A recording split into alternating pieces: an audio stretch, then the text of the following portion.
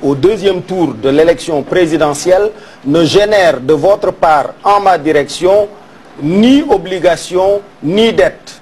Parce que ce n'est pas vous que je soutiens, c'est ma parole que j'honore, puisque j'honore toujours mes engagements. J'avais déclaré que je soutiendrais le candidat de l'opposition le mieux placé, c'est ce que je fais. Il se serait appelé Tanor ou Niass, je l'aurais également soutenu, ou Gadio, ou Youssou Ndour, ou n'importe qui. Je l'aurais soutenu. Maintenant, il m'a invité à la coalition. Je lui ai dit, j'accepte pour deux raisons.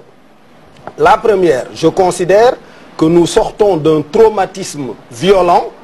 Tout le combat que nous avons mené pour le départ de Wade, à la place de l'indépendance, les grenades lacrymogènes, il y a même eu des morts, le jeune Mamadou Diop, etc. Le Sénégal a besoin de pause par rapport à ça, de se reposer un peu de ce traumatisme. Deuxièmement, la sous-région est trouble. La Côte d'Ivoire n'a pas parachevé sa réconciliation. Le Mali est en trouble avec des terroristes. La Guinée-Bissau est en trouble avec des narcotrafiquants. Donc, nous devons faire attention. La Guinée n'est pas encore très stable. On parle d'élections législatives, on ne sait pas ce qui va s'y passer. La classe politique sénégalaise doit avoir l'intelligence et la sagesse de se mettre ensemble pour créer un environnement de paix, de sérénité, de stabilité, pour que le président de la République s'attaque aux vrais problèmes. Résoudre la question de la fourniture d'électricité, résoudre la question de l'emploi, stabiliser et pacifier la Casamance, améliorer le profil de nos rapports avec nos voisins, le reste de l'Afrique et le monde. Ça, c'est du travail. Ça, bien évidemment que je l'accompagne quotidiennement. Mais, je termine, je lui ai dit, le président de la République, ce n'est pas une fonction collégiale. C'est une fonction exercée par un individu seul. C'est à vous que revient la charge de définir la politique de la nation et de l'assumer. C'est à vous de nommer aux emplois civils et militaires. C'est à vous de gérer les actifs du pays et de les protéger contre le vol et le pillage. C'est à vous que revient la charge de gérer nos relations internationales. Dans cet exercice, vous avez la possibilité de me consulter ou pas. Même si je vous recommande de me consulter le plus fréquemment possible, c'est cela votre intérêt. Et de consulter les autres.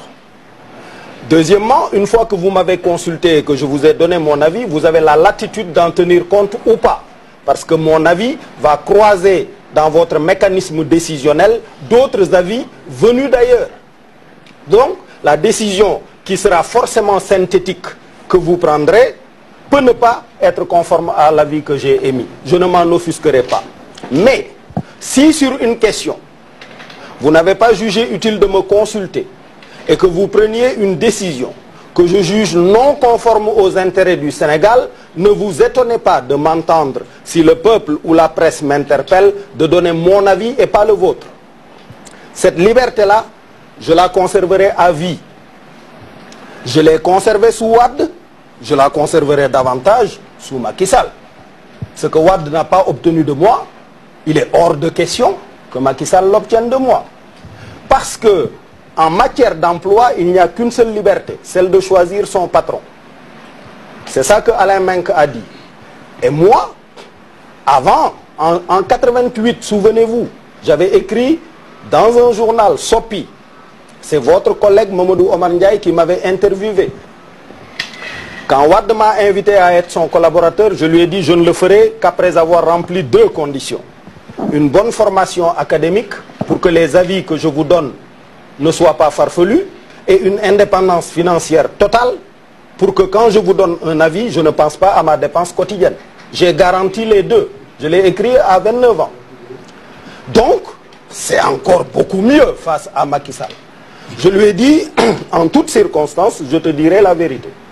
Oui, monsieur le Premier. Alors, le soutien que je lui apporte, c'est celui-là. Je lui ai dit, faites attention. Tout leader qui ferme son accès à la vérité tombe. Depuis l'Antiquité, les Grecs ont appelé ça l'hubris, qui guette les grands chefs.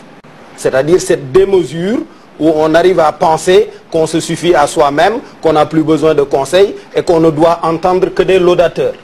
C'est ça qui a perdu Alexandre le Grand, c'est ça qui a perdu César, c'est ça qui a perdu Wade. Mandela et Senghor en ont été préservés. Donc le leader doit rester ouvert à la vérité et à la critique. Et il doit dilater sa poitrine pour être apte à recevoir des messages désagréables, à les intégrer à son processus décisionnel dans l'intérêt du pays. Moi, mon parti s'appelle Réumi. Le pays. Toute décision que je prends, j'ai un critère. Est-ce que c'est conforme à l'intérêt supérieur de la nation ou pas?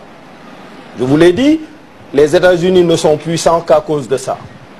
Le président de la République, après avoir entendu tous ses collaborateurs, quand son Chief of Staff ou son National Security Advisor vient à lui pour une dernière décision, ce qu'il lui dit c'est « This is our vital national interest to do this ».